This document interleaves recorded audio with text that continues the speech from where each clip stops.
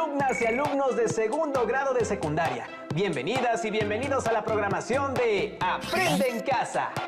Esta es una propuesta diferente para que desde su casa se acerquen a los contenidos de la asignatura de Historia en segundo grado. Proximidad que será de mucha ayuda en su crecimiento personal, para mostrar que se aprende todos los días y en cualquier situación. Todos los días aprendemos algo nuevo. Pues empecemos con el tema de historia que aquí nos convoca. Tras la conquista, los españoles encontraron un sistema para aprovechar el trabajo de los indígenas en los pueblos sometidos. ¿De qué manera organizaron la explotación del trabajo indígena? Es una interrogante que responder. ¿Qué cambios y permanencias hubo con respecto al sistema de dominación imperante antes de la llegada de los españoles? Es otra interrogante que habremos de responder. Convendría que tuvieran a la mano papel y lápiz para anotar algunas ideas que llamen su atención de esta sesión y de los videos que observaremos. Veamos el siguiente video y centren su atención en ideas como la relación del encomendero y los señores indígenas. ¿Qué era un tributo? La función de los caciques. ¿Qué era un señorío indígena? ¿Qué otro tipo de conquista hubo además de la militar? Todas las ciudades que fueron planeadas durante este tiempo, como Puebla, Oaxaca y la Ciudad de México, seguían un modelo que imitaba a las ciudades europeas. Tenían una plaza central donde se encontraban los principales edificios de gobierno y de culto. A partir de esta plaza se trazaban dos ejes, uno de norte a sur y otro de oriente a poniente. Así, las calles formaban una cuadrícula. De tal modo que, después de la conquista, los españoles sencillamente se repartieron los diferentes señoríos, reinos o altépetl que existían en Mesoamérica, se los repartieron entre los diferentes conquistadores en este sistema llamado de la encomienda. Y pues como acabo de mencionar, no era el encomendero el encargado de darles directamente latigazos a los indios para ponerlos a trabajar. Sencillamente el encomendero llegaba a un acuerdo con el tlatoani o gobernador de cada uno de estos señoríos, de cuál iba a ser el tributo que iba a percibir de cada uno de estos señoríos. Tributo en oro, en plata, tributo en productos agrícolas, en ropa, tributo en trabajo, tributo también hasta en esclavos o supuestamente esclavos indígenas, pero esto se arreglaba, era un arreglo directo entre el encomendero y los señores indígenas, algunos de los cuales pues, sí fueron reemplazados o asesinados durante la conquista, pero aquellos que se sometieron de manera pacífica, allí quedaron en su lugar. Y aún en los casos en que los señores indígenas fueron asesinados o murieron durante la guerra de conquista o murieron por las epidemias, fueron reemplazados por sus hermanos, por sus hijos, por otros señores indígenas pertenecientes a los linajes gobernantes, pertenecientes a la nobleza indígena que fue respetada por los españoles. Ahora bien, insisto, esta no fue una política deliberada, maquiavélica de los españoles. Este fue para ellos una manera normal de proceder y de esta manera se habla de dominio indirecto, porque los españoles dominaban y explotaban a los campesinos indígenas a través de sus propias autoridades indígenas que siguieron en sus puestos. Hernán Cortés respetó la estructura administrativa que tenían los pueblos indígenas en el tributo. El encomendero era el encargado de administrar los tributos de diferentes pueblos indígenas. Los caciques, por su parte, los recolectaban directamente de los pueblos y mantenían la paz en sus comunidades. Generalmente eran indígenas de linaje noble. También gozaban de los privilegios que los colocaban por encima de los demás indígenas, pues conservaron la exención de impuestos, la autoridad y la jurisdicción de sus pueblos. Igualmente, apoyaban a los doctrineros, facilitando su labor en el proceso de evangelización. Tanto la sociedad española como la sociedad indígena eran sociedades tributarias. ¿Qué quiere decir esto?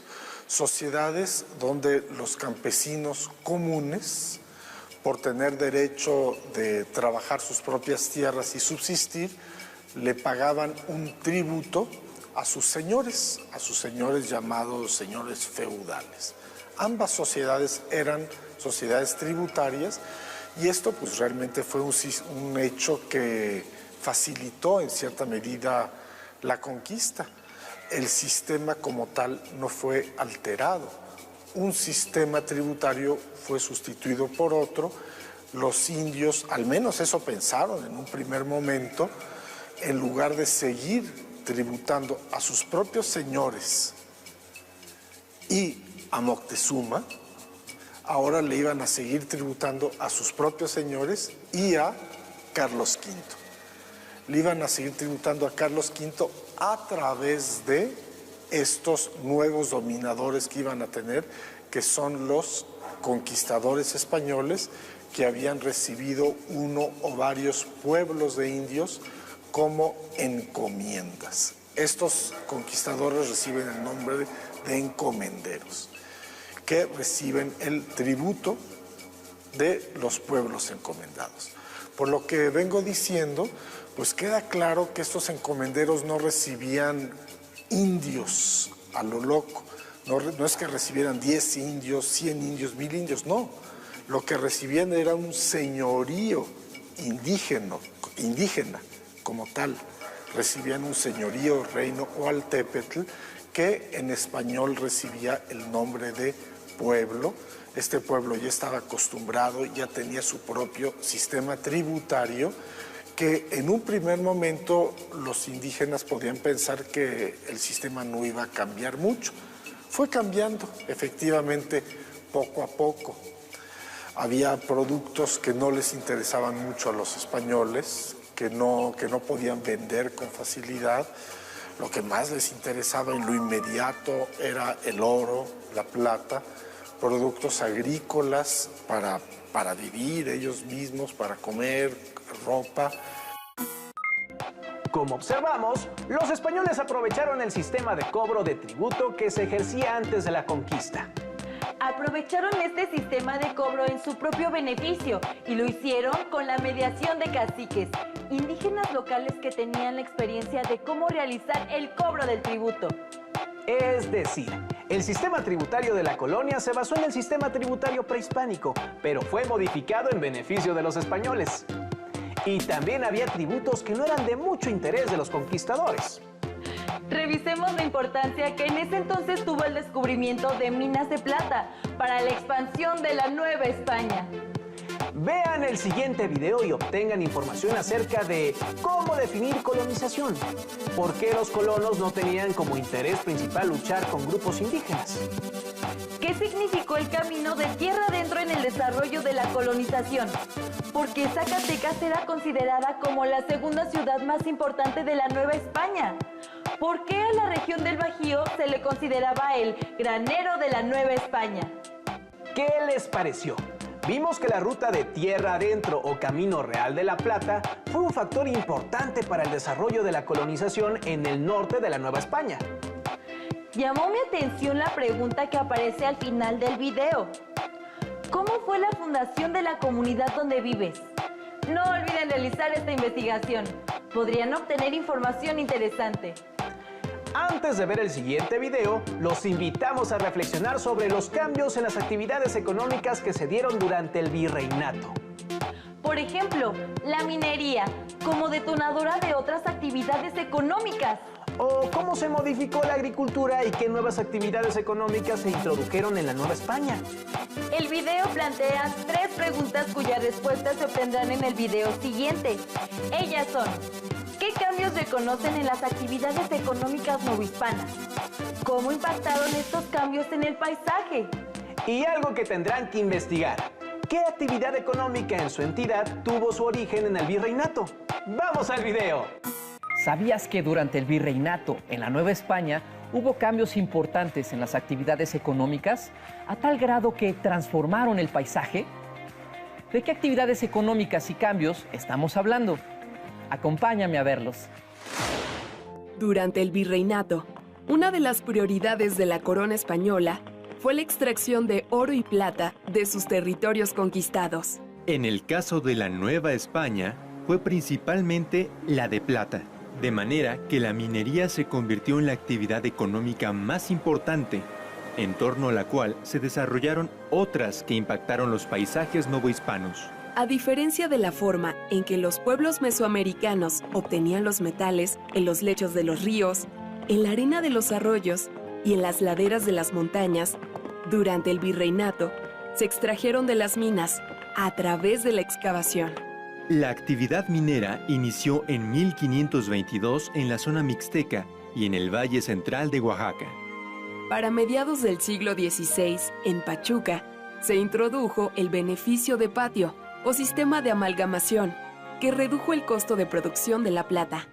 Se explotaron minas como las de Zacatecas, Guanajuato, San Luis Potosí, Real del Monte y Tasco. Los centros mineros permitieron el establecimiento de centros urbanos, como el caso de las ciudades de Durango y Chihuahua, que requerían satisfacer la demanda de productos agrícolas y ganaderos de su población, así como de otras mercancías que obtenían a través del comercio.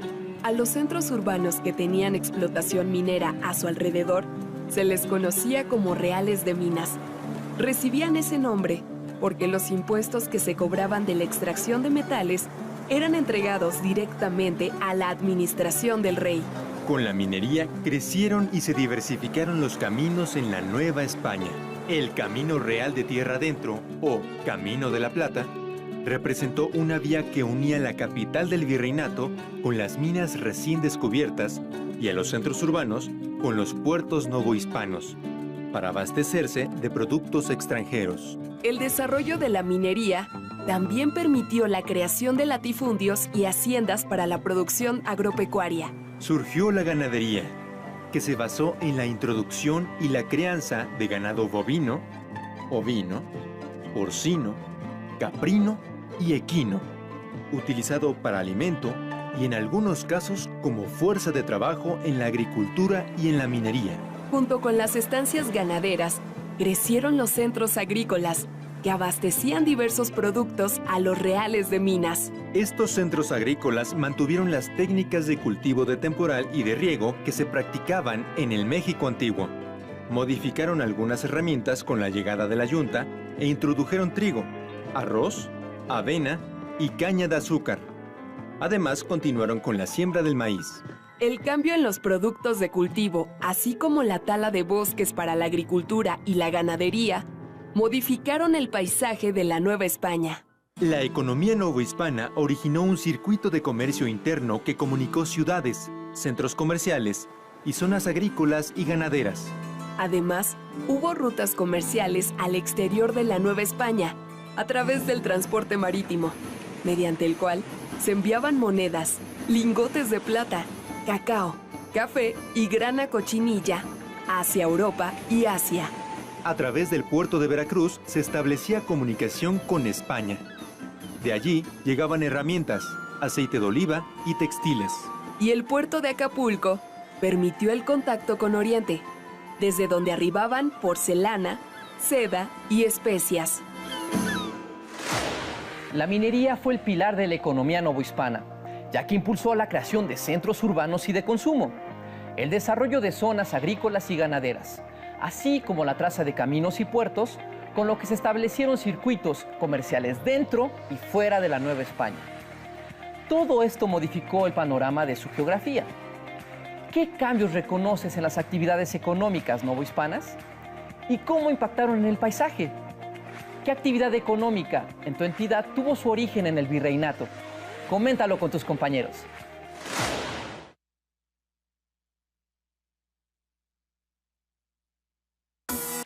Queda muy claro que la minería fue la actividad económica más importante de la Nueva España, ¿verdad? ¡Desde luego! Y alrededor de los reales de minas se desarrollaron complejos agrícolas y ganaderos que abastecían de productos a los centros mineros. Es importante resaltar los cambios en los productos agrícolas. Por ejemplo, con la introducción del trigo, la cebada y la caña de azúcar.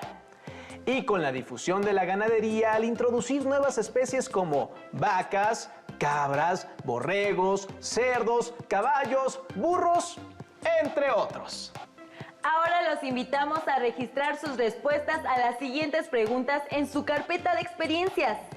¿Cuáles son las características de la encomienda? ¿Cómo se recaudaban el tributo en la Nueva España? ¿Cuál fue la importancia de los reales de minas en la expansión y desarrollo del virreinato? Guárdenlas para que puedan compartir sus respuestas en grupo cuando retomemos las clases. Antes de despedirnos, los invitamos a que todos los días fortalezcan sus lazos familiares. La familia es el núcleo más importante que tenemos. Por eso pongamos en práctica la paciencia y el trabajo colaborativo. ¡Hasta la próxima!